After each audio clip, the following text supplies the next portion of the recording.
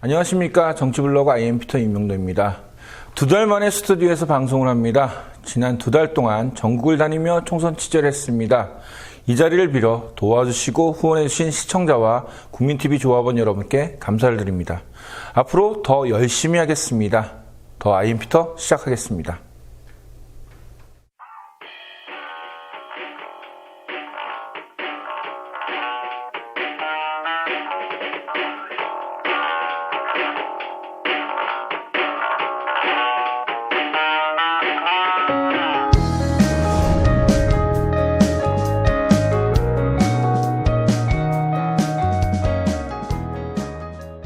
김종 기자 나왔습니다. 네. 그동안 잘 지내셨습니까? 네, 선배 오랜만에 인사드립니다.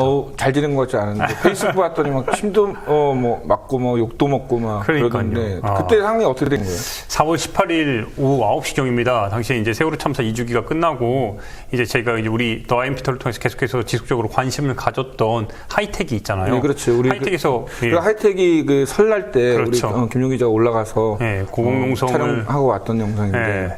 그래서 긴급한 소식이 전해졌어요. 하이텍이 계속해서 고공농성을 이어가는 과정 속에서 노동자들이 그 이제 하이텍을 지원하고 그 이제 부지에서 계속해서 가산동에서 투쟁을 이어가고 있었잖아요. 근데 그날 새벽에 용역 50명이 하이텍을 침탈했다고 하더라고요. 그래서 이제 그 공장 부지에 있던 노동자들이 쫓겨났고 이제 쫓겨난 노동자들과 용역들이 이제 50여 명의 용역들이 그 하이텍 정문 앞에서 대치 중인 상황이 그 저녁까지 이어졌어요. 저는 이제 그 과정을 담기 위해서 이제 그날 이제 집회가 진행 중인 그 야간 집회 상황 속에서 가서 카메라로 담았는데 이제 대치가 이제 보통 이어지잖아요. 그렇죠. 이 과정 속에 이어지는데 이제 정문에 서 있던 한 용역이 저에게 침을 뱉고 욕을 하고 그 옆에 있던 이제 또 다른 용역이 저한테 네가 무슨 기자냐 이렇게 욕을 해야 되는 거 아니에요? 이렇게 욕을 한 상황이라 요거를 제가 가만히 그냥 넘기기에는 좀 아니다 싶어가지고 그날 현장에서 바로 경찰에 고소를 했습니다. 이게 경찰에 고소할 만한 사항이 일단 영상 한번 보고 한번 판단을 해보죠. 네.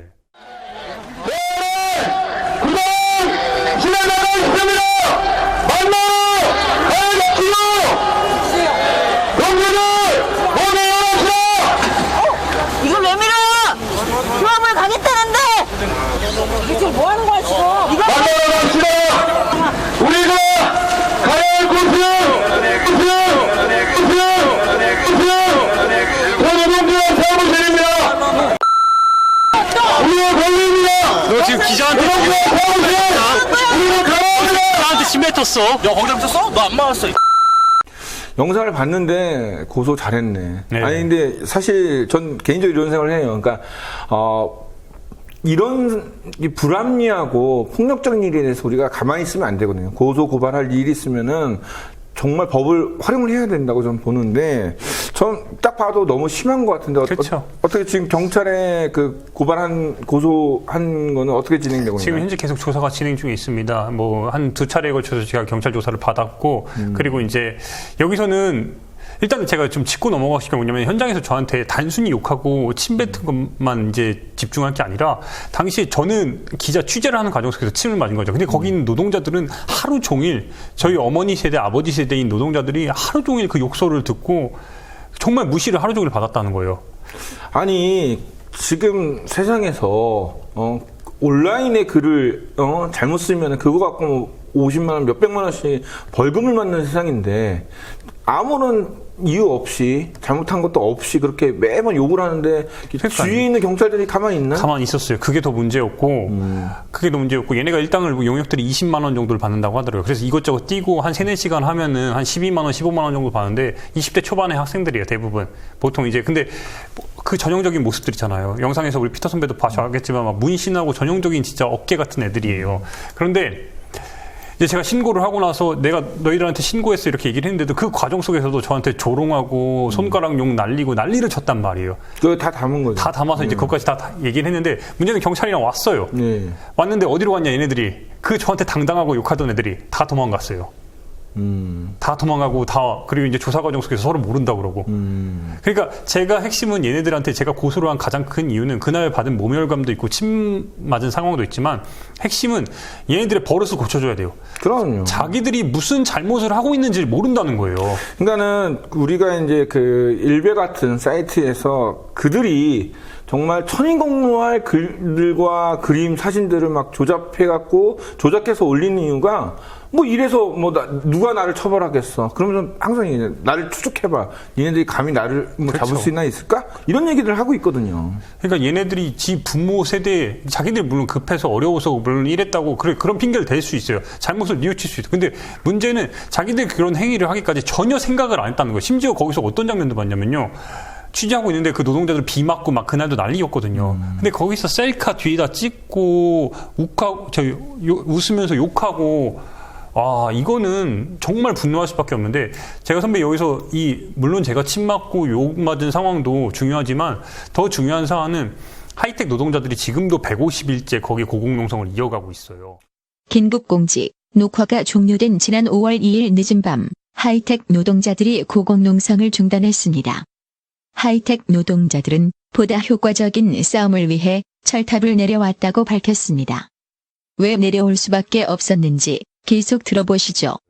그러니까는 우리가 이제 어떻게 보면은 김 기자가 이제 욕을 먹고 침을 맞은 상황도 있겠지만 더 중요한 핵심을 가야 되는데 그렇죠. 그렇다면 이 하이텍 노동자 왜 이렇게 지금 그 모멸감을 당하면서까지 그 거리에서 젊은 애들 앞에서 가만히 앉아 있는가? 그게 이제 그렇죠. 핵심이거든요. 그게 핵심이라는 거예요. 결국에 이 하이텍은 이 사람들이 청춘 바쳐 일한 공장 다시 돌아가서 일하고 싶다 이게 핵심이잖아요. 그래서 고공농성을 150일째 그날 설날에도 계속 이어가고 있었잖아요. 저는 이 과정 속에서 제 고소가 약간이나마 도움이 됐다는 이야기를 들었어요. 그나마 이제 결과적으로 이제 협상 테이블에 다시 이제 만들어진 계기가 됐다고 하는데. 그러니까 그 전에는 지금 계속 이제 협상도 아예 안 됐었는데 이제 이런 고소가 들어가니까 그나마 협상 테이블에 앉은다는 이런 결과 소식까지 들었는데, 근데 핵심은 뭐냐면은. 이 하이텍이 얼마나 이 사장 쪽이 회장단이 나쁜 사람이냐. 이제 계속해서 1대1로 협상을 하고 있는 과정 속에서 노동자들이 공장 부지를 점거하고 있었잖아요. 네, 그렇죠. 근데 얼마 전에 이 보우 DNC라는 1억짜리 회사가 있어요. 개발업체 회사예요.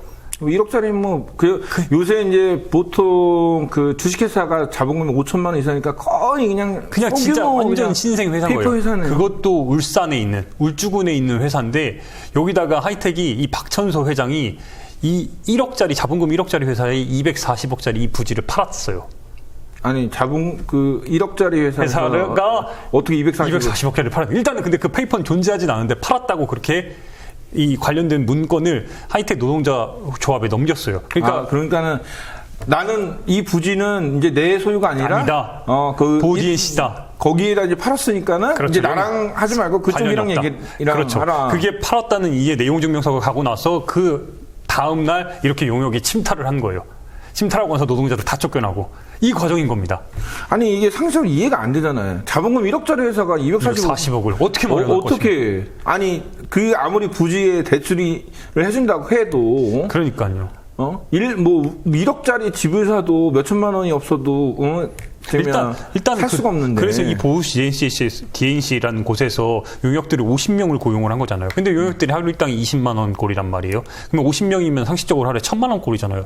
그러니까 얘네들은 이걸 금액을 견딜 수가 없어요. 결국에는 이제 몇몇의 용역만 남아서 이제 지금 협상이 계속해서 이어지고 있는데 결과적으로 지금 협상 과정이기 때문에 제가 어떤 결과가 나올지는 아직 판단을 못 하겠어요. 다만 상식적으로 노동자들이 이렇게 쫓겨나는 세상, 그리고 이 사장들이 정말 회장단이 정말 나쁜 게 뭐냐면은 용역에 줄 돈은 아깝지 않다 이거예요. 거기에 하루에 1,000만 원씩 쓰는데 노동자들이 일하고 계속해서 자기 함께 회사를 일군 노동자들에 대해서는 돈을 줄 수 없다. 자, 얼마 전에 노동자의 날, 한국에서는 근로자의 날이라고 불리죠. 메이데이. 우리나라에서는 근로자의 날이라고 포장을 해요. 근데 사실 이 노동의 신성함을 우리 한국만 이렇게 무시하는 나라가 없어요. 그렇죠. 이 재벌과 기업들이 이룩한 성과의 대부분은 노동자의 피와 땀으로 이룩된 거거든요. 그러니까는 기업이 잘 될 때 모든 성과물 열매는 재벌들, 기업주, 사주가 갖고 하고, 어떻게 회사를 넘기거나 회사가 악화됐을 때는 그 모든 손해와 피해는 노동자가 받는 거예요.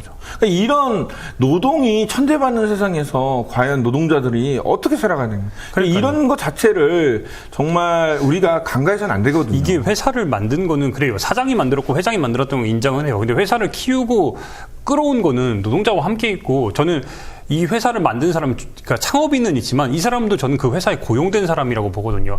같이 이익에 있어서 나누고 같이 만들어가는 게 왜 무시받고 왜 쫓겨나야 되는 건지 아직도 이게 상식적으로 이해가 안 가고요. 그러니까 기업 중에 보면은 뭐 4대보험 하고 그다음에 복리후생 잘하는 회사일수록 그런 그 노동자를 존중을 해줘요. 그런데 그런 것조차 하지 않는 회사들, 그다음에 오로지 돈만 챙기는 그런 회사일수록 더 이런 일들 심하게 하죠.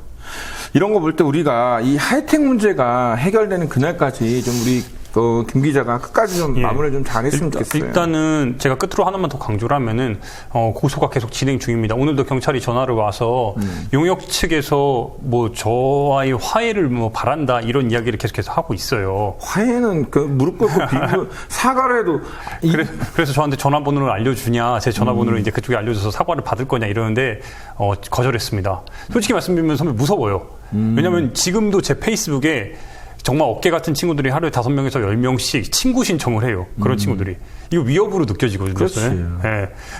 근데 다만 계속해서 저는 고소를 얘네들이 나중에 정말 진심으로 반성하는 그게 어느 시점이 될지 모르겠는데 제 이 고소가 하이텍 요 노동자들과 이 사측 간의 뭔가 협상 과정에서 약간이나마 양념 같은 거라도 도움이 되길 진심으로 바라요. 그래서 계속해서 취재 과정 속에서 이 고소 이야기도 계속 전달을 좀 해드릴게요. 그러니까 저는 이 고소 고발이 끝까지 갔으면 좋겠어요. 왜냐면은 김 기자의 사실은 어떤 기자로서 충분히 직업적인 소명에서 받아낼 수 있지만은 그 거리에서 그 하이텍 부지에서 가만히 앉아 있으면서 젊은 놈들한테 그렇게 욕을 당하는 그 노동자들한테는 진짜 하루 이런 걸 막아야 되거든. 위에서 빵가루 던지고 진짜 이걸 현장에서 보고 있으면은 진짜 잡놈들이라는 게 그래서 얘네들이 진짜 버릇을 고쳐놔야 돼요.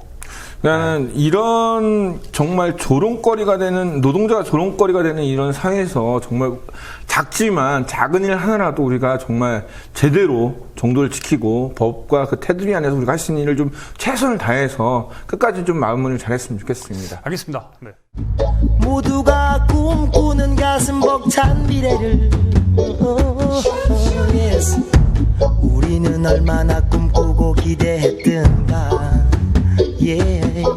이젠 또 다른 시작을 내야 할 시간 새로운 우리의 미래를 만들어갈 시간 너와 내가 그토록 기다리던 시간 우리가 함께해야 할 시간 왔네 하러 가세 하러 가 투표를 하러 가 우리들의 희망 담으러 하러 가세 하러 가 투표를 하러 가 우리들의 미래 담으러 yeah.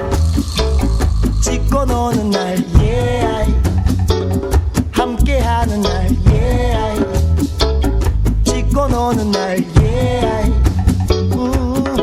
yes. 어떤 날은 모든 걸 다 내려놓고 어딘가에 파랑새를 찾고 싶었지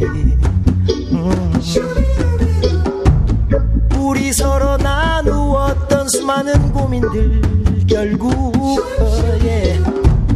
젊음이야말로 희망이라고 했었지 가끔은 눈을 감고만 싶었지 세상이 어떻든 상관없다 말했지 하지만 긴 시간을 지나 우리는 알았네 우리가 함께해야 할 그 이유를 에이.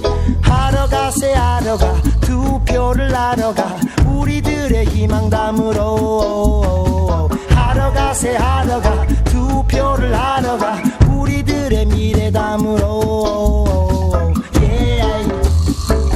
찍고 노는 날 yeah. 함께하는 날 yeah. 찍고 노는 날 yeah.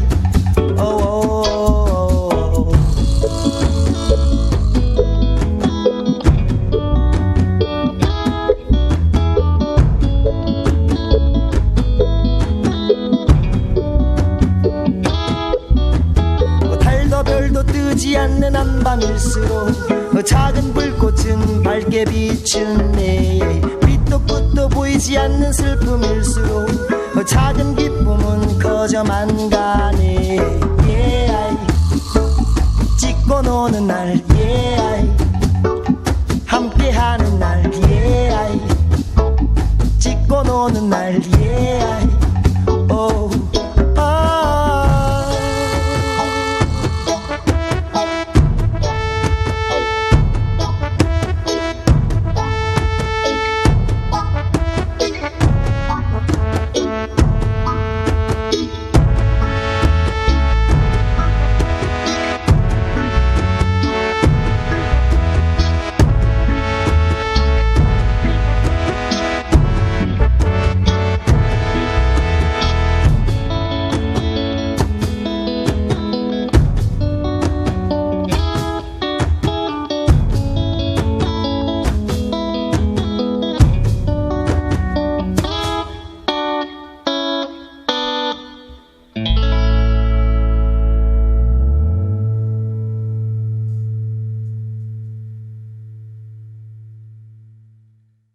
우리가 이제 총선 네. 43일 동안 돌아다녔어요.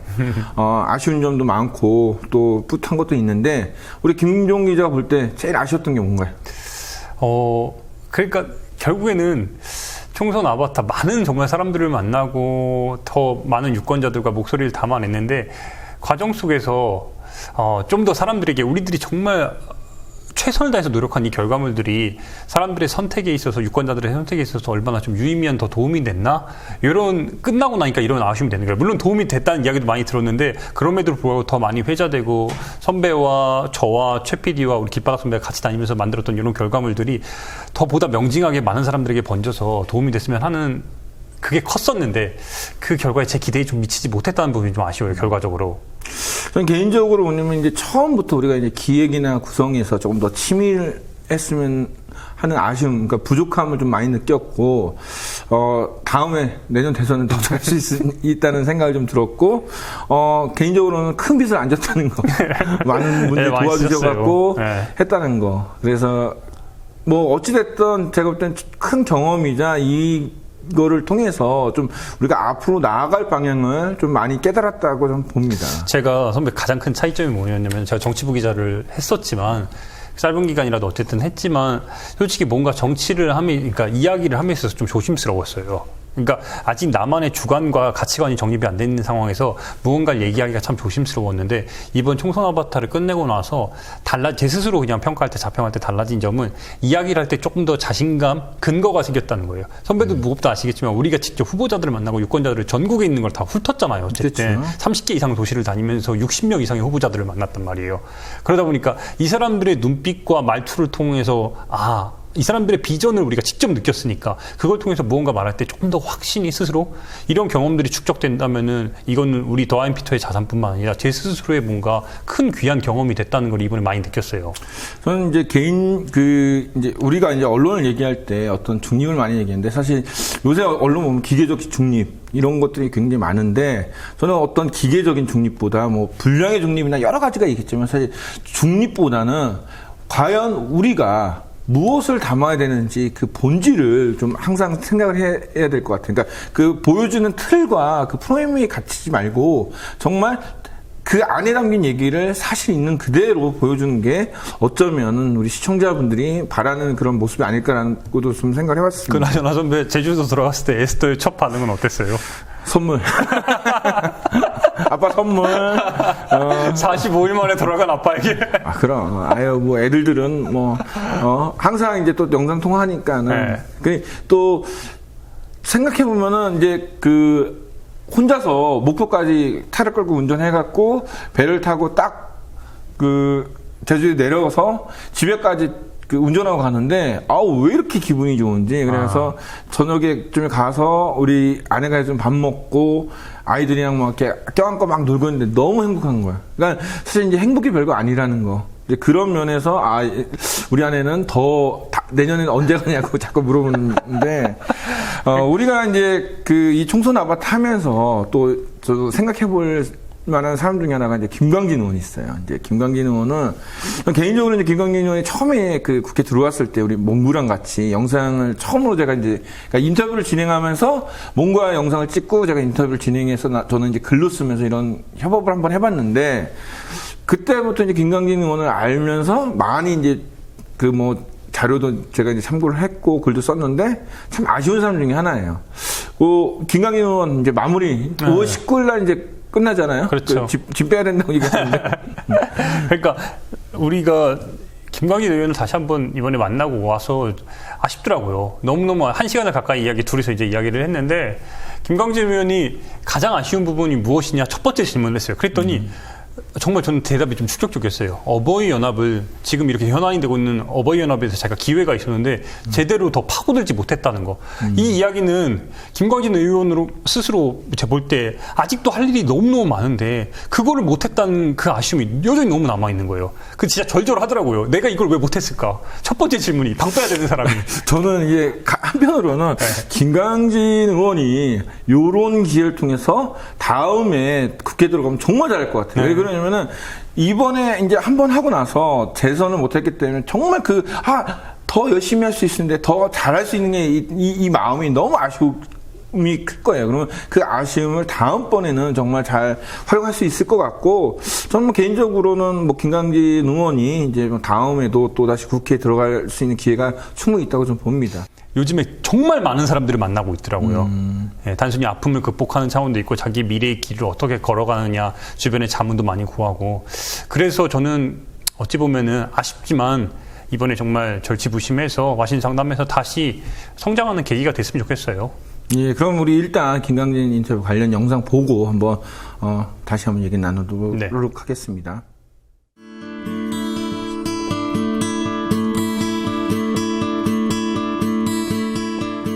어버이연합이 돈 받아서 하는 저 집회에 대한 문제, 저걸 좀 파보고 싶었어요. 사실은 저 커넥션은 상식적으로 다 할 수 있는 건데 제 선에서 못했죠. 사실 제가 사이버 사령부도 했었고 국정원 이제 정보위원이기도 했지만 국정원 개혁특위 활동들도 당에서 했었고 뭐 정윤회 게이트, 뭐 십상시 게이트, 뭐 하여튼 우리 당에서 게이트나 뭐 이런 비리 특위 이런 것은 다 이름을 올렸던 사람이니까 그 커넥션과 네트워크는 그래도 남들보다 잘 알고 있는데 제가 운영 일을 못 해봤어요. 그래서 청와대 관할하는 걸 사실 한 번은 못 해봤는데 그런 것들 좀 엮어가지고 했으면 찾았을 텐데 좀 그것에 대한 아쉬움은 있어요. 저걸 내가 했으면 좋았을 텐데 하는 거.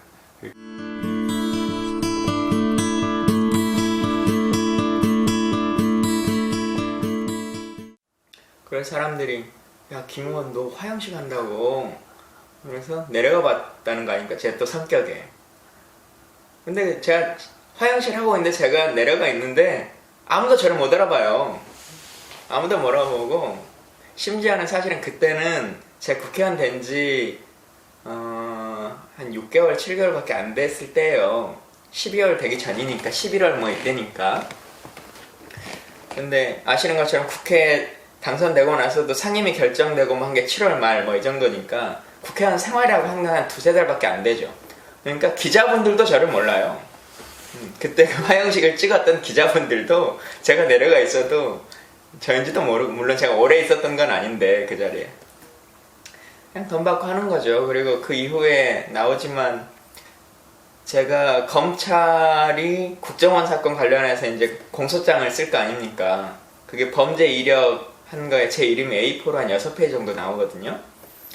국정원의 범죄 사실 기록한 것은. 뭐 사이버 사령부에 아예 김광진을 공격하라는 공격문이 있던 시기니까. 그냥 그렇게 연결돼 있는 거죠. 그렇게 연결돼 있고, 지난번 제가 세월호 국정조사 특위도 했는데, 세월호 특위 때 나왔던 것 중에 하나가, 정부가 보수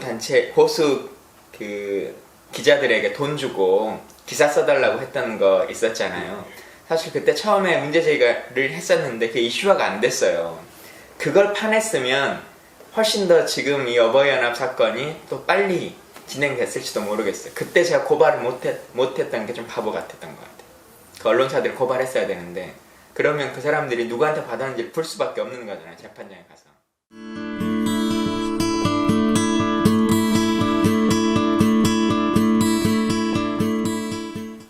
사실 이제 저희가 청년위원장이 없는 상태거든요. 정어준 위원장이 청년위원장이었다가 탈당해서 나가서 3일 전에 이제 권한대행을 세우셨어요. 김혜영 당선자로. 근데 뭐 그러더라도 법적으로 청년위원장은 이제 선출하도록 돼 있으니까 전당대회 다시 뽑겠죠. 많은 분들이 청년위원장 나가봐라. 지난번에 한번 떨어졌으니까 하는데 하여튼 청년위원장은 안 나가겠다고 얘기했어요. 청년위원장은 이제 다음 세대의 분들이 도전할 타이밍이다. 이동학 씨나 아니면 오창석이나 뭐 지금 또 준비하고 있는 분들이 있으니까 그 친구들 중에서 청년위원장을 하는 것이 좋겠고, 저는 좀 다른 고민들을 해보겠다. 뭐 오늘도 아까 이제 출근하면서도 오늘 당무위원회가 10시 반에 있으니까 그 입장을 이제 냈는데, 그 입장 내고 페이스북에 글 올리니까 몇몇 분이 또 전화를 하셨더라고요.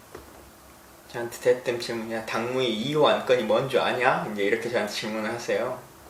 당무위 2호 안건이 조강특위 위원 선임이거든요. 그러니까 결국은 그 글 쓰면 지역위원장 못 받는다. 이제 그 말을 조언을 하신 거죠. 근데 참 우리 당이 언제부터 페이스북에 글을 쓰면 내가 조강특위한테 찍혀서 지도부한테 찍혀서 지역위원장을 못할까 염려돼서 글을 못 올릴 정도의 정당이 됐을까.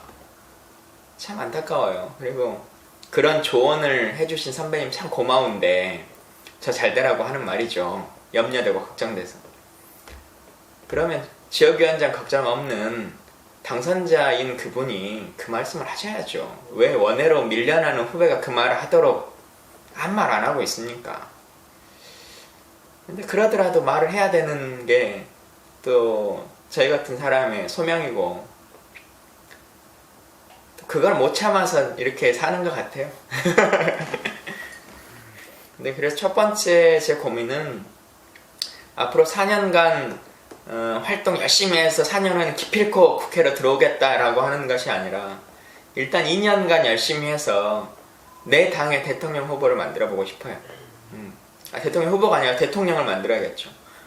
그래서 그것 때문에 비록 또 준비 기간이 부족해서 또 국회의원을 못한다고 할지라도 제가 국회의원 생활 해보니까요. 한두 명의 국회의원이 좋은 사람이 들어오는 것보다 괜찮은 대통령이 나오는 것이 국가를 위해서 훨씬 더 중요해요. 예를 들면 제가 앞으로 정치라고 하는 것에서 한 번도 의원 배지를 더 달 수 없다 손치더라도 그것을 조건으로 뭐 누가 그걸 걸진 않겠지만 뭐 마녀가 나타나서 그걸 조건으로 우리 대통령이 당선되는 걸 바란다면 저는 그게 훨씬 더 소중하다고 생각해요. 예를 들면 우리 당 의원 30명의 배지를 평생 걸더라도 저는 그걸 충분히 할 사람들이 생길 거라고 생각해요.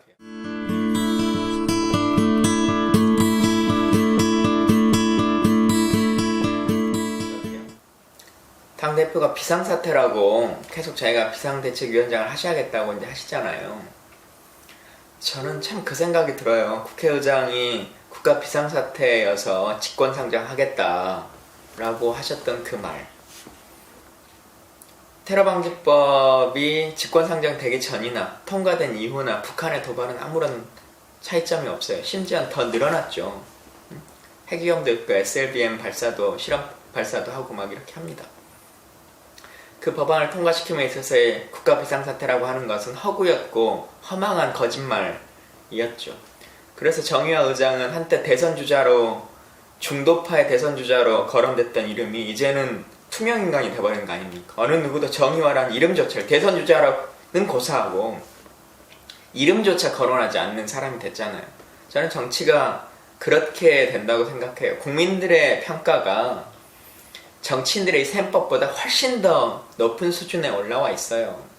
지금 우리 당이 비상상황인가 라고 하는 것에 대해서 과연 국민들이 어느 정도나 동의할 것인가. 그 모든 것들에 대한 당원 당규와 시스템과 혁신안과 이 중앙위원회 당무위원회의 이 모든 절차를 무시하고 그냥 셀프로 스스로 다시 비상상황이다라고 말해서 임명받는 것이 정상적인가 라고 하는 모습이죠. 제가 왜 이런 얘기를 하냐면요. 김종인 대표의 문제가 아니에요. 저는 어느 대표가 됐든지 간에 계속적으로 제가 옳지 않다고 생각했던 것들은 비난해 왔어요. 예를 들면 문재인 대표가 당선된 바로 그날도 저는 박정희 대통령 묘소에 참배하는 것에 대해서 옳은 방식이 아니다. 당신은 선출된 당의 대표이지 대통령 후보가 아니다. 그 당시에. 그러니까 대선주자로서 행보를 하려고 하지 마시고 당원들의 뜻으로 당선됐으니까 당원들이 원하는 방식으로 가셔야 된다라고 하는 주장을 당선된 첫날부터 했던 사람이에요. 김한길 안철수의 합당될 때 이 당원들에게 아무런 뜻도 묻지 않고 합당을 이렇게 둘이 선언할 수 있는 것이냐라고 주장했던 사람은 저희 당에서 저하고 한두 명밖에 되지 않아요. 그게 반향이 있든 없든 끊임없이 그 얘기를 합니다. 왜 하느냐? 저는 정당이라고 하는 것이 이 교과서에 보면 정당의 존재 이유는 집권을 위해서 있는 것이다. 이렇게 중학교 교과서에 나와 있어요. 근데 그것은 집권만을 위해서 있는 것이 아니라 우리가 집권을 하면 이러이러한 시스템을 가지고 지금 이 당에서 같이 활동하는 이 사람들의 면면이 이 정부를 이렇게 운영할 것입니다 라고 하는 일종의 모델하우스인 거거든요. 이 모델하우스의 모습을 보고 지금 박근혜 이명박 정권이 해왔던 그런 불통과 독선과 독재의 모습이 아니라 이러한 민주정부 3기의 모습을 만들어 드리겠다. 이것을 당내가 아니라 이제는 정부의 구조를 통해서 국민과 소통할 수 있는, 기존에는 당원과 소통하는 시스템이었으면 이제는 국민과 소통하는 정부의 모습들, 그리고 우리가 펴고자 하는 복지의 모습과 외교와 국방 안보의 모습을 보여주겠다 라고 하는 걸 당에서 보여주는 거 아닙니까? 그래서 섀도우 캐비넷이라고 하는 이름처럼 만들어서 이 사람이 나중에 이 당에서 국방장관이 되겠구나, 이 당에서 외교부 장관이 되겠구나 라고 하는 모습을 국민들이 그림을 그리도록 만들어주는 거 아닙니까? 근데 지금 만약에 이 모습이 그대로 정부가 된다면 저는 이게 민주정부 3기냐, 그렇게 내가 국민들에게, 나의 지지자들에게 말할 수 있느냐, 그렇지 않다라고 하는 거예요. 그래서 그걸 계속적으로 바꾸고 싶은 겁니다. 그래서 지난번 비례대표 파동이 있을 때도 중앙위원회에서 발언을 하는 것이고요. 제 발언이 어떤 저의 이익을 얻고자 하는 것이 아니에요. 제가 당선되게 해달라고 그랬어요. 저 그때 이미 떨어졌던 사람이에요. 응? 이미 더 이상 20대 국회에서 정치활동을 할 수 없는 사람이라는 거 정해져 있는 사람이, 내가 저를 공천해달라고 하는 거 아니잖아요. 제가 제 경선 때 저희 사고치고랑 묶여있어서 제가 후보에 올라갈 수 있을까 없을까 하던 그 시기에도 저는 계속 발언했어요. 한 번도 쉬지 않고. 제 당락의 문제가 아니라 당원 당규를 준수하라는 거예요. 왜 당원에 명시되어 있는 것을 지키지 않느냐는 것에 대한 문제제기를 하는 겁니다. 그게 민주주의죠. 민주주의는 불편하고 또 불편한 제도예요. 민주주의의 효율성을 따지려고 치면 그건 독재해야죠. 민주주의는 원래 여러 사람의 얘기와 절차와 기준을 지키라고 하는 겁니다. 정치는 사람이 하는 일이니까요. 신의 한 수는 없어요. 그래서 우리가 시스템을 만들고 제도를 만들고 법률을 만들고 당원 당규를 만드는 거 아닙니까? 인간이 하는 일이니까. 근데 왜 계속 신의 한 수로 뭔가를 할 수 있다라고 말하는 것, 그 옳은 방향 아니죠. 그건 민주주의가 아니죠.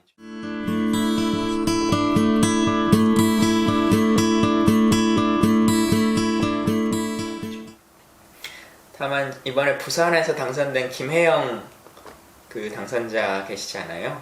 젊은 지역구 당선자신데, 사실은 제가 비례대표 4년을 하면서 가장 아쉬웠던 것을 다 갖고 계세요. 뭐냐면 제가 현장에서 이렇게 다녀보면 내가 좀 법률 지식이 좀 많았으면 좋겠다. 그래서 직접 뭔가 도움을 요청하면 도움도 주고, 경찰 가면 얘기를 할 때 법률적으로도 좀 싸우고, 또 어디에 그 연행됐다고 하면 경찰서에도 가서 직접 법률 구제에 대한 도움도 주고 했으면 좋겠다 했는데, 김혜영 당선자 변호사이시거든요. 그리고 비례대표로 있다 보니까 내가 지역구 의원이면 나의 고정적인 지지표라고 하는 것, 그 베이스가 있잖아요. 그 힘을 가지고 할 수 있는 일들이 훨씬 더 크거든요. 그리고 전당대회 때나 뭐 이런 데도 사실 이제 지역구에 있으면 내 소관의 대의원들이나 뭐 이런 당원들이 있잖아요. 근데 비례대표는 대의원 딱 2명 있어요. 우리 당 직원들 중에서 2명 추천할 수 있어요. 그러니까 전당대회에서도 아무런 영향력이 없죠. 그래서 이제 뭐 그런 것들을 보면 지역구의 젊은 초선 의원, 그리고 변호사 자격증까지 있는 제가 꿈꿨던 모습을 많이 갖고 계신 분이어서 그분이 잘 해주시길, 어쨌든 이번에 청년 비례가 없기 때문에 아마 그분이 청년 비례로서의 역할과 또 여러 가지 이제 그 인터뷰라든가 아니면 토론회라든가 할 때 저희 당의 청년 주자로 항상 나가실 거라고 생각해요. 잘 해주시길 바라고. 제가 전화통화를 한 2번 했었는데 목소리 자체가 노무현의 느낌이더라고요. 제가 사실은 만나뵌 적은 없어요. 죄송한 말이지만 제가 부산에 여러 번 이번 선거 때 갔어요. 갔는데 희한하게 의도하지 않았는데 저희 방 직원들이 루트를 짜고 부산시당에서 루트를 짜주고 먼저 이렇게 해가지고 격전지를 갔는데 그 지역은 한 번도 못 가봤어요. 저는 그분이 후보인지도 몰랐어요. 제가 뭐 부산에 대해서 잘 알지 못하니까 총 몇 분이 어떻게 나오는지 잘 모르잖아요. 그래서 그분이 후보였는지 그 지역구는 어디였는지도 모르는 상태여서 참 죄송하긴 해요. 젊은 분이었으니까 좀 더 제가 챙겼어야 되는데. 이제 염려되는 건 사실 국민의당이죠. 저희 당 의원분들이야 뭐 크게 잘못하실 일까지 없겠지만 각각의 역할들은 하시겠지만 국민의당이 이제 앞으로 행보를 어떻게 하느냐라고 하는 것이 이번 20대 국회와 대선까지가 다 이제 고민이 될 것이고, 또 사실 저분들이 지난 19대 국회 때 4년간 저희 당에 있으면서 해왔던 여러 가지 모습들이 있잖아요. 그 모습이 아름다운 모습들이 사실 별로 많지 않았기 때문에 그것을 어떻게 하실 건지에 대한 고민, 그리고 이제 국회의장이 이제 저희 당에서 한 분이 나오실 거 아니겠습니까? 누가 될지는 아직 모르겠지만 그 국회의장께 기대하는 바가 커요. 이제 북한이 SLBM도 지금 쏘고 핵실험도 또 하겠다고 하는 거 아닙니까? 국가 비상위기 사태잖아요. 빨리 직권상정하시길 바라고 있습니다.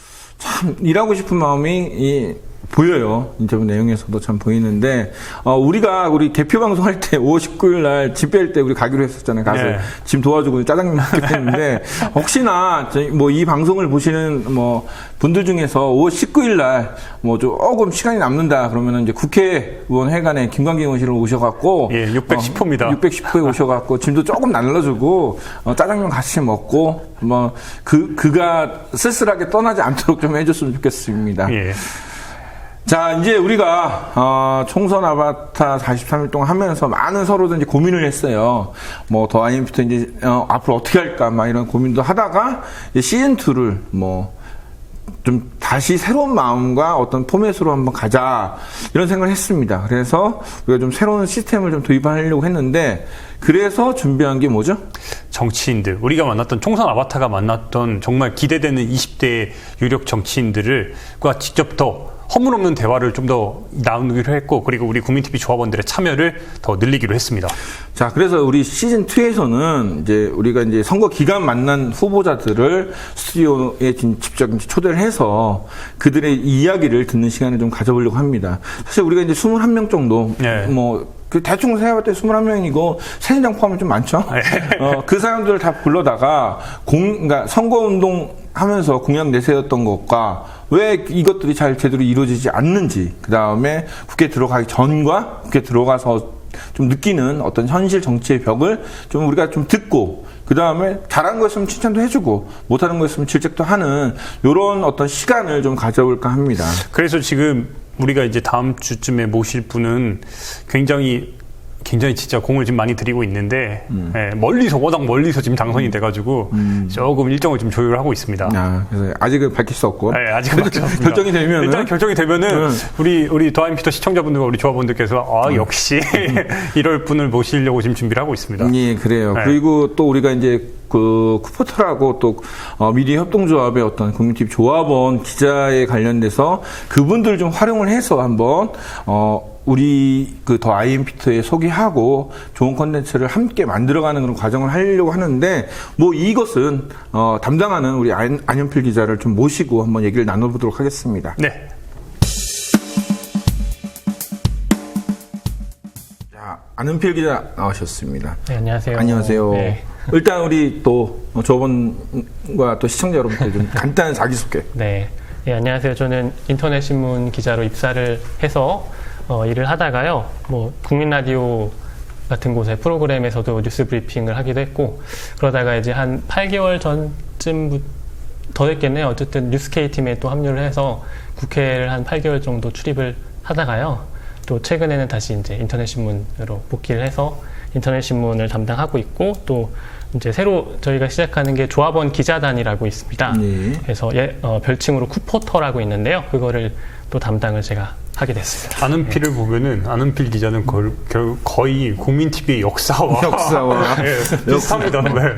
그렇지만 가장 오래된 기자 중에 한 명이고요. 네. 최고청 기자. 최고로 오래된. 최고로 오래. 오래만 됐고.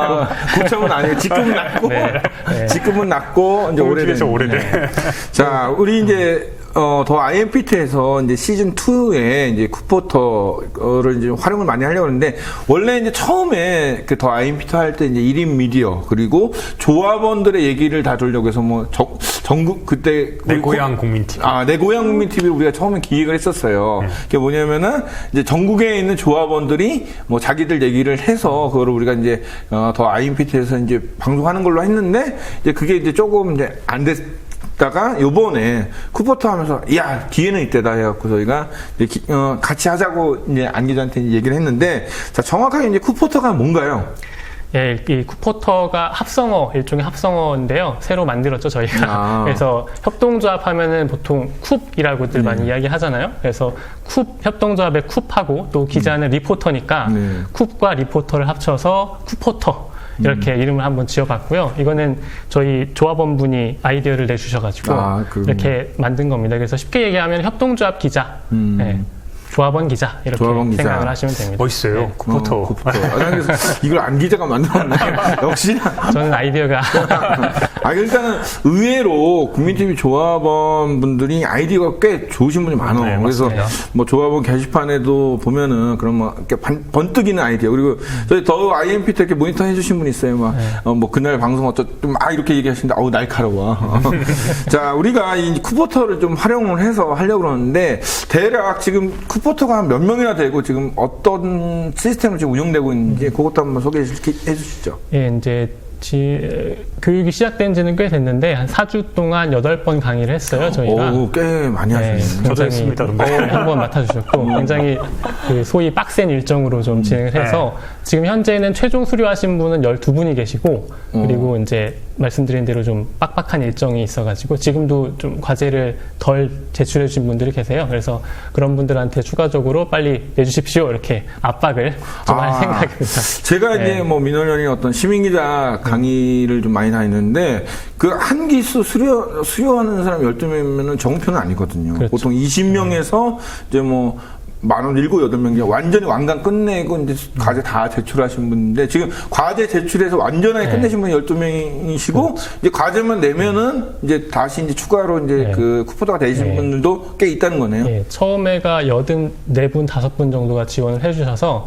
거기서 이제 1차 과제를 안 내주신 분들은 좀 제외를 했어요. 이제 연락이 좀 잘 안 되고 그러신 분들은 처음에만 지원해 주셨던 분들이고, 그런 분들 빼고 아직도 한 50명 정도는 아직 계신데, 이제 뭐 많이 좀 진척이 있는 분도 있고 없는 분도 계신데, 이제 최대한 빨리 좀 끌어당겨서 결국에는 우리가 선배 총선 아바타를 하면서 전국에 있는 많은 조합원들을 만났잖아요. 그쵸. 근데 이들이 컨텐츠가 없는 게 아니라 이들이 자신이 갖고 있는 컨텐츠를 어떻게 소비해야 될지, 어떻게 사람들에게 알려야 될지 항상 고민을 하고 있었어요. 그렇죠. 이걸 지금 우리 쿠포터를 통해서 어떻게든 어떤 형태로든 발현시키려는 게 우리들의 의도로도 볼 수 있는 거죠. 그렇죠. 예. 그리고 이제 협동조합 언론사가 가지는 어떤 특징일 수도 있고, 또 저희가 지향해야 할 방향이라고도 할 수 있는데, 조합원들이 직접, 그러니까 컨텐츠를 소비만 하는 게 아니라 직접 만드는 데도 참여를 하는 게 어떻게 보면 가장 바람직한 협동조합 언론사의 모습이지 않을까 싶어서 그런 방향으로 가려고 하고 있습니다. 저는 이거를 보면서 되게 좋았던 것 중에 하나가, 우리가 이제 총선 아바타 하면서 개표 방송에도 있지만 각 지역의 조합원들이 굉장히 제보라든지 그다음에 장비도 좋아. 맞아요. 이 딱 보면 이게 그냥 일반 아마추어 수준의 장비를 갖고 계신 게 아니거든요. 그래서 저는 이분들이 이렇게 자기 돈을 들여서 장비를 구입하고 시간을 내서 이렇게 활동하시는 모습이, 그러니까 뭔가 큰 거를 말하시는 게 아니라 일반 언론사가, 그 다음에 어떤 일반 기자들이 보지 못하는 어떤 시각으로 어떤 사물을 취재를 하고 사건을 봐서 같이 이제 공유를 좀 했으면 하는 마음이 있었다고 좀 생각을 하거든요. 네. 그래서 지금 어떻게 교육을 하면서 쿠포터 분들이 이제 기사를 좀 올리고 그러고 있나요? 예, 지금 현재 공식 저희 인터넷 뉴스, 국민TV 뉴스라는 인터넷 신문 홈페이지가 있는데, 거기에 공식 기사로 올라온 건 지금 9건 정도가 있고요. 그리고 그 외에도 이제 그냥 사진이나 간단한 영상 같은 경우 SNS 공유를 통해서 바로 이제 콘텐츠를 이제 홍보하기도 하고 그렇게 했습니다. 그 중에서 뭔가 좀 회자되거나 안 기자가 판단할 때 우리 국민TV 차원에서 유의미한 그 기사들도 몇 건 있었잖아요. 그렇죠. 뭐 칼럼 같은, 그러니까 텍스트 기사의 경우에는, 칼럼 같은 경우에는 개인의 주관이 들어가는 기사이기 때문에 보내주신 칼럼들은 뭐 그 자체로 굉장히 나름 의미 있는 그런 기사들도 있고요. 그리고 현장에 직접 저랑 또 김 기자랑 같이 동행 취재를 하신 분들도 계시고, 그런 현장에서 영상을 찍어서 저희한테 보내주시면 이제 제가 편집을 하고 뭐 이제 더 덧붙일 말이 있으면 덧붙여서 그런 식으로 기사를 발행하고 있습니다. 그때 실제로 세월호 2주기 때 저희가 11시간 생중계를 할 때 저도 그렇고 안 기자도 그렇고 현장에서 있었지만 담아내지 못했던 부분들을 우리 쿠포터가 그냥 핸드폰으로 거칠지만 찍어가지고 그거를 기사화 시켰어요. 네. 근데 상당히 괜찮더라고요. 그래서 그러면 우리 한번 그 영상 한번 보고 얘기를 나눠보도록 하겠습니다. 서지혜 선생님, 서지혜 선생님. 중학생들과 함께 그 여러 동영상과 교과서를 통해서 가지고 수업을 했는데요. 비교육적이거나 감성적이었다고 생각하지 않고요. 아이들이 사회 속에서 자기들이 어떤 위치인지, 자기의 권리를 어떻게 찾고, 그리고 다른 사람들의 아픔에 어떻게 공감할 수 있는지를 배워가는 시간이었다고 생각합니다. 그래서 이러한 수업을 막는 것은 아이들이 이기적이고 자기만 아는 아이들로 자라도록 방치하는 것이나 다름이 없습니다. 우선 아이들이 다른 사람의 아픔에 대해서 공감할 수 있는 능력이야말로 인간됨의 출발이라고 생각했기 때문에 저는 도덕 시간에 그 아이들이 어떻게 죽었는지에 대해서 그 아픔을 공감하기 위해서 아이들과 수업을 했습니다. 이것이야말로 살아있는 완전한 인성교육이고 제대로 된 교육이고 이 땅의 교육자라면 반드시 해야 될 교육이라고 생각합니다. 그런데 교육부 장관이 이 자리에 와서 추모하러 와서 입에 발린 소리는 하되 교사가 학생들에게 제대로 가르치는 이 교육을 근장하지는 못할 망정 막을 뿐만 아니라 이 수업을 한 사람들을 징계하겠다고 하는 것이야말로 그들의 배신적이고 이중적인 반교육적인 의식을 보여주는 거라고 생각합니다. 예, 가만히 있지 않기 위한 우리의 실천 앞으로 계속될 것입니다. 네. 영상 참 좋아. 난 그러니까 저는 제가 이제 블로거 출신이라서 그래서 뭐 그런지 모르겠지만은 그러니까 블로거들의 어떤 그 글들이 뉴스화되고 뭐 1인 미디어라는 얘기가 나오기 시작한 것 중에 하나가 뭐냐면은 이제 기성 언론의 시각과 그런 틀로는 사실 미디어가 뉴스가 되지 못하는 세상이거든요. 그렇기 때문에 특히나 우리 미디어 협동조합 같은 경우는 이 조합원들이 많은 조합원들이 갖고 있는 역량, 그리고 사실 전국적으로 이 조합원들이 깔려 있는 데가 없어요. 정당도 이렇게 조직을 갖추려면 엄청나게 힘든데 이 조합원들 좀 활용을 좀 더 잘할 수 있는 방안을 더 모색을 해야 될 것 같은데, 자, 앞으로 이제 그 어떤 더 IMF 한 코너를 맡아갖고 우리 쿠포터들이 이제 컨텐츠를 제공을 해주셔야 되는데 일단 제공해주면은 어떻게 출연료나 뭐 영상 제공료 나오나요? 제가 담당 PD로서 우리가 솔직히 약소하지만 차비 정도는 드리고 있습니다. 차비 어디 네. 수도권? 일단은 근데 제가 이제 우리 국민TV 입사하기 전에 오마이뉴스에서 이제 인턴 기자도 하고 여러 가지 하면서 이제 제 기사가 제 이름을 바이라인으로 들어가면서 사람들에게 영향을 미친다는 그게 너무너무 컸어요. 그럼요. 진짜 그건 완전히 마약 같은 거잖아요. 그렇죠. 내 컨텐츠가 같이 확산된다는 게. 일단 그걸 맛보게 해드릴게요. 그거는 이제 확실히 저희가 이제 하는 거고, 그러니까 또 저희가 고민을 할 부분이 뭐냐면은 저는 그렇게 이분들이 너무 거창한 거를 그렇죠. 생각할까봐 저는 그게 들어오는데, 저는 이 쿠포터 분들이 뭐 정치 이런 게 아니라 더 IMP터지만은 뭐 그냥 동네에 누가 막 꽁초로 막 버려. 그 다음에 뭐 길고양이 얘기, 이런 소소한 얘기들, 뭐 하다못해 자기 아이랑 같이 어딜 갔는데 뭐 벌어지는 사건들, 그리고 일상적인 얘기를 어느 거라도 뭐 이렇게 좀 보내주셨으면 좋겠어요. 그리고 이제 영상 보셨으니까 아시겠지만 이게 뭐 장비가 좋은 장비가 아니에요. 그냥 스마트폰으로 찍으신 거거든요. 근데 그런 것도 얼마든지 얼마든지 기사가 될 수 있고 또 좋은 영상이 될 수 있기 때문에 그런 점에서 이제 저희가 쿠포터를 또 시작한 거기도 하고요. 그래서 만약에 이제 그런 건 어떻게 정말 스마트폰으로 정말 잘 찍으셔서, 그런데 스마트폰이 구형 그냥 요새 무료로 나오는 신형으로 좀 바꿔드리면 어떨까. 자, 그 쿠포터가 이제 앞으로 활동을 하시는데, 그러면 어떻게 이거를 좀 신청을 하고, 나 교육을 못 받았는데 어떻게 하죠? 이렇게 이제 그 궁금해하신 분이 계실 네. 거거든요. 그 이제 저희가 1기 신청하고 교육까지 이제 다 끝났고 접수도 그때 다 끝났던 얘기라서 지금은 따로 접수는 안 받고 있고요. 이제 1기 체제가 어느 정도 정리가 되고 더 추가적으로 모집을 하게 되면 그때 2차 모집을 하려고 생각을 하고 있어요. 근데 여기서 궁금한 게 있습니다. 내가 쿠포토 수료를 못 받았어요. 근데 조합원이에요. 네. 이런 경우에는 예를 들어서 정말 내가 그 영상 콘텐츠 인터뷰를 누굴 정말 좋은 사람은 했는데 알리고 싶어요. 네. 가능한가요? 그럼요. 보내주시면 됩니다. 아, 대신 쿠포터의 이름으로 못 나가고 조합원의 이름으로. 그러니까 쿠포터 교육을 받으시면은 뭐 예를 들어 그 김종훈 쿠포터. 그렇죠. 근데 만약에 이제 그 수료를 못 하시면 그냥 김종훈 조합원. 네. 그러니까 뭐 이름 차이도 있고요. 그리고 또 이제 쿠포터는 어쨌든 기자라는 이름을 가지고 본인의 이름으로 나가는 거고 그냥 영상 제공이나 뭐 그런 거는 제공을 저희가 받는 거죠. 네, 그런 차이가 좀 있고요. 그리고 제공해 주신 분들 같은 경우는 뭐 지금은 뭐 그렇게 많이 자료가 오는 게 아니라서 제가 협업을 충분히 하면서 같이 작업을 하는데 만약에 쿠포터 분들이 많은 자료를 보내주시면 그분들을 먼저 제가 아무래도 할 수밖에 없게 되고 나중에 이제 그냥 조합원이 보내주신 거는 그 이후에 작업을 하게 될 가능성이 크겠죠. 예. 그래서 그럼 일단은 이 쿠포터 분들은 좀 힘을 좀 저희가 실어드리고 또 그분들도 조금 열심과 관심을 좀 가지셔야 될 것 같네요. 결국에는 근데 이 쿠포터라는 이름을 우리가 이제 강조할 수밖에 없는 게 쿠포터는 그냥 단순히 사람들이 우려했잖아요. 뭐 이렇게 되면 아무나 기사 쓰냐. 근데 쿠포터는 어쨌든 정식 교육을 마쳤고 그 과정 속에서 우리가 이름을 걸고 책임 있게 하고 있기 때문에 어느 정도의 신뢰성과 기자로서의 역량을 최소한의 교육은 받았다는 점을 우리가 강조를 좀 해야 될 것 같아요. 네, 그리고 그 부분에 대해서 이제 아무래도 걱정하시는 분들이 많아서 저도 처음에 이야기를 교육받으시는 분들한테 했어요.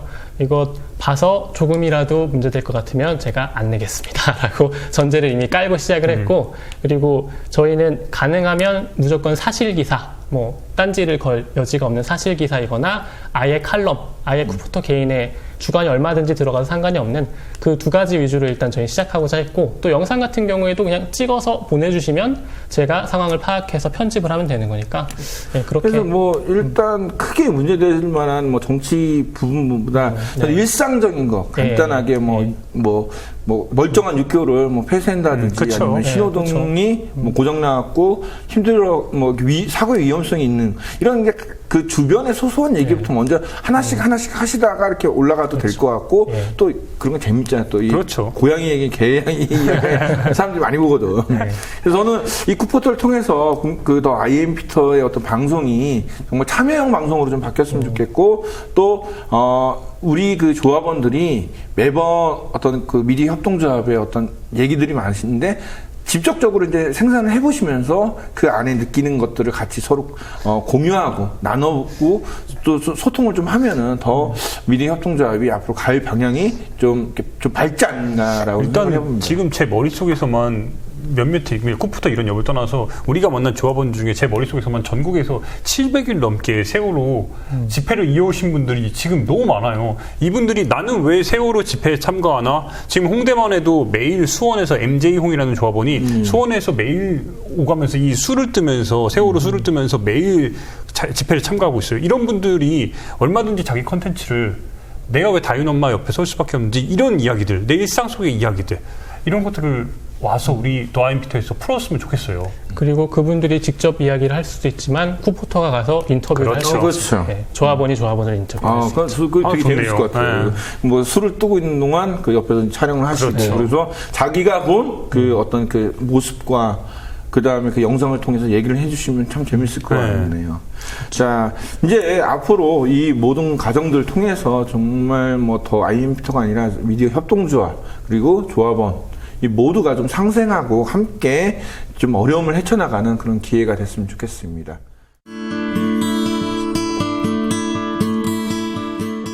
더 IM피터 시즌2는 쿠포터를 비롯한 조합원들과 함께 하려고 합니다. 누구나 언론과 미디어가 되는 세상, 진실이 숨겨질 수 없는 사회, 더 IM피터가 시작하겠습니다. 시청해주신 여러분 고맙습니다. 자, 다음 주부터 잘 부탁드립니다. 네, 쓰셨습니다. 네. 시즌2 잘 부탁드리겠습니다. 네, 많이 쓰셨습니다. 네, 고맙습니다. 네.